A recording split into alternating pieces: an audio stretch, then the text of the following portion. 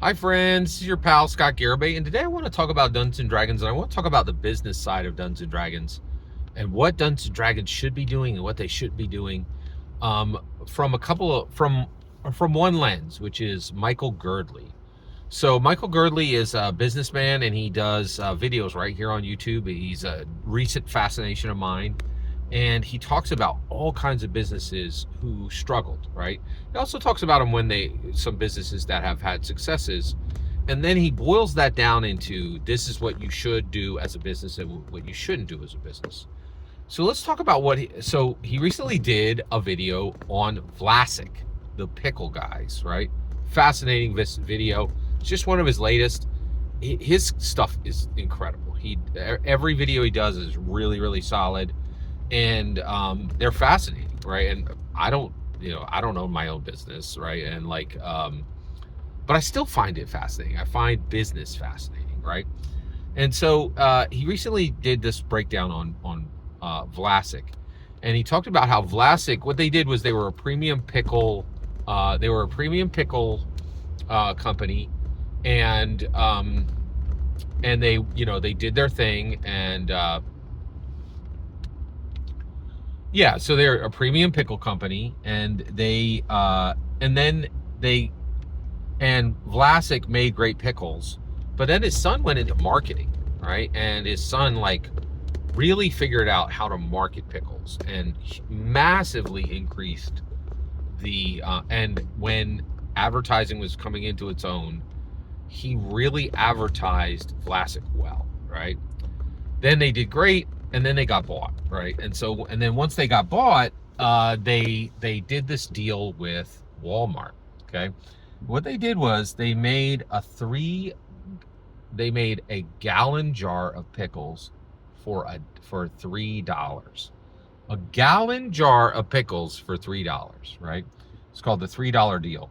And Michael Girdley explained how this literally destroyed their business, and they went bankrupt 4 years later, right? And then at the end, he's like, so, what's the lessons here? And he gave 3 lessons, and he said, this is what will destroy you as a company.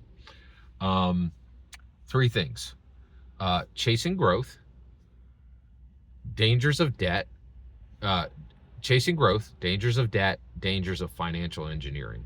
So Dungeons and Dragons is in the middle of all this, right? So Hasbro has been the guardian of Dungeons and Dragons since 1999. They have 26 years as the purveyors of Dungeons and Dragons, the guardians of Dungeons and Dragons, the distributors of Dungeons and Dragons, the creators of Dungeons and Dragons, longer than anyone, right? And I will tell you right now, Hasbro has done a better job with Dungeons and Dragons than any company that's ever owned them.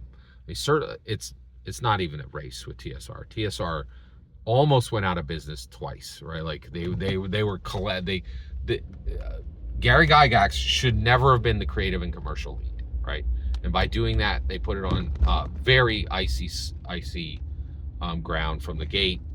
And then from 1986 to 1997, Lorraine Williams did a good job of building incredible value into Dungeons and Dragons, but allowing TSR to literally shatter, right? Which is fine. Nobody needed TSR. We needed D&D. The important thing out of TSR was D&D. There was nothing else important there. And she put the value where it needed to be put, right? But TSR was never a good company. It was never a sound company. They never made wise decisions. So there's not much of a competition there. Wizards of the Coast, that one's simple. Hasbro was able to buy them, so that's easy. If one fish eats another fish, you can tell which fish is better, right? There you go. Okay, so without a doubt, Hasbro is now the longest and best protector that Dungeons and Dragons has ever had. So let's talk about these. Does Dungeons and Dragons suffer from any of these, right? These 3. Let's go. Do they suffer from chasing growth? Yes, I think this is a definite risk. Now, first of all, a lot of people will be like, oh, you shouldn't chase growth. Well, first of all, I do believe if you don't grow today, you die, right? So there is danger in chasing growth, but standing still is absolutely one of the fastest ways to go out of business today. The world doesn't change. If you need business armor, that's just the way it is. So they do chase growth. There are good ways to chase growth, and there are bad ways to chase growth. And I think they've done a good job of chasing growth. But this is the number one preeminent threat to Dungeons and Dragons. They are always chasing growth. They do take risks to grow, and so this is a danger to them, right? This is very real. It's very active, and it needs to be acknowledged, right? So that one is there, and they're managing that risk, but they're also, putting their toe up to the line, no question. Dangers of debt. This one's actually really good. To my knowledge, Hasbro has not incurred a ton of debt, which is great. And I don't think they waste a lot of money. They have a lot of successful products. They realize that they're coming out of, they can't be a toy company anymore. Nobody could be a toy company anymore. There's no money in it. The kids don't want to kids don't want to play with toys. They want to play with their parents' phones, right? So, it's not, the world has changed. You can't be a toy company anymore. So Hasbro is moving their way out of that. And I think they're doing a good job with that. And they have not incurred a lot of debt to do that. And that's great. That's very good, right? And that is a siren's call nowadays. It's very easy to fall into that trap. The other one is the dangers of financial engineering. This happens a lot, right? Like, a lot of companies go into business they have no business being in, and they do these financial maneuvers, right?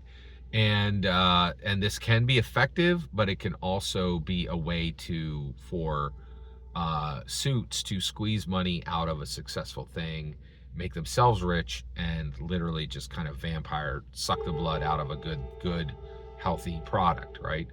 And I think we've done very good. I don't think we've been able to avoid Hasbro has avoided financial engineering with Dungeons and Dragons, right? The other thing that we should talk about is in chasing growth, Magic the Gathering is canon to Dungeons and Dragons. Dungeons and Dragons is canon to Magic the Gathering. They are not separate products. They are very merged products.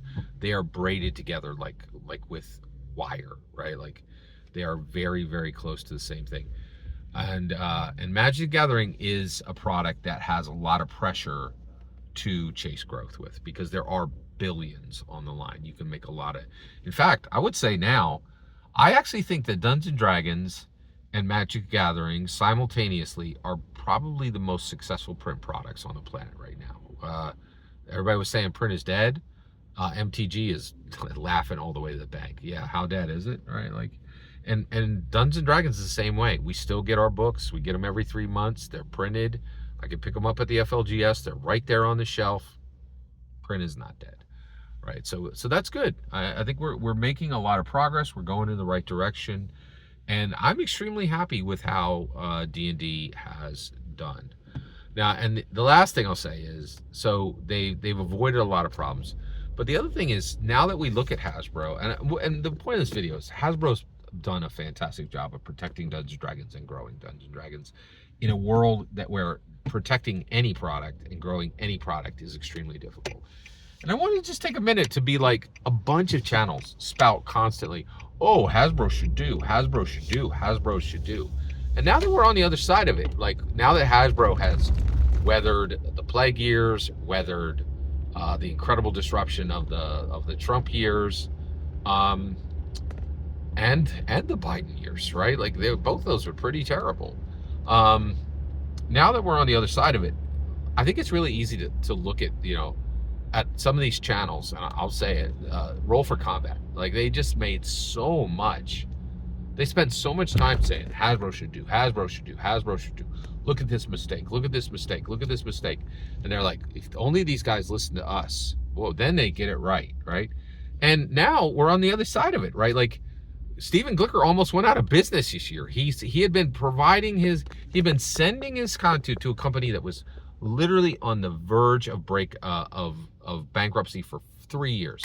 And he's like, hey everybody, Diamond went bankrupt. Yeah, well of course, right? Like that's been every if you go into any friendly local comic shop, people have been discussing the impending Diamond bankrupt for 3 years, right? Like it didn't surprise anyone. Everybody knew they were in a lot of trouble, right? And he never changed a thing, just kept sending, And then when it went completely sideways, with lots of clues that it was going to go sideways, right? He's like, oh no, what happened? You need to save me by buying my content, right? And and I think the thing is funny is like if Hasbro had listened to Glicker about anything, they'd be right where he was, like having to rescue their business, pulling it out of the rapids. And that's not what happened. Hasbro has done a fantastic job. So there's a ton of these channels. They're just like, oh, Hasbro should do, Hasbro do. And now we know they didn't know. They don't know anything, right? Everything they said was wrong, right? They didn't even know how to protect their own businesses, let alone run a global billion-dollar IP, right? And so, it's easy to get onto YouTube, and actually, it's not that easy. A lot of people get onto YouTube and say, this person should do, this person should do, this person should do, right? But the reality is there comes a point where that other group has succeeded, and the person that was pointing and saying you should do, now's the moment to say Glicker was wrong. Glicker was wrong about everything. Glicker was wrong about everything, right? Hasbro knew what they were doing. They kept things level, in my humble opinion. Every single word you just heard in this video is my humble opinion. Nothing more, nothing less. The important part is when I get to hear your humble opinion. When you get in the comments and send your traffic, please consider subscribing, and have a fetch millennium.